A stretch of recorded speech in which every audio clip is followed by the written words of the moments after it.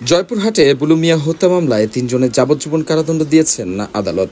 একই সঙ্গে তাদের প্রত্যেককে ৫০,০০০ টাকা জরিমানা, অনাদায়ে আরও ২ বছরের কারাদণ্ড দেওয়া হয়। বুধবার দুপুরে অতিরিক্ত দায়রা জজ দ্বিতীয় আদালতের বিচারক নুরুল ইসলাম এই রায় দেন। বিষয়টি নিশ্চিত করেছেন জেলা জজ আদালতের সরকারি কৌশলী অ্যাডভোকেট নৃপেন্দ্রনাথ মণ্ডল।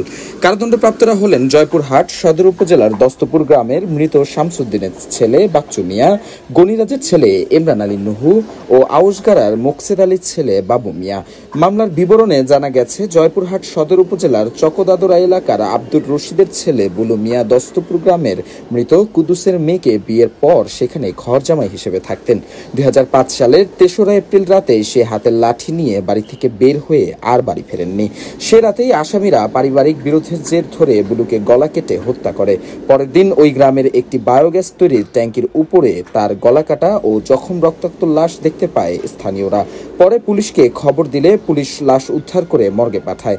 এ ঘটনায় নিহতের ছোট ভাই নজরুল ইসলাম বাদী হয়ে থানায় একটি হত্যা মামলা দায়ের করেন।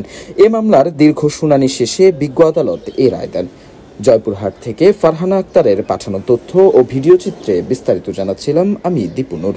রূপান্তর সংবাদ নিউজ ডেস্ক।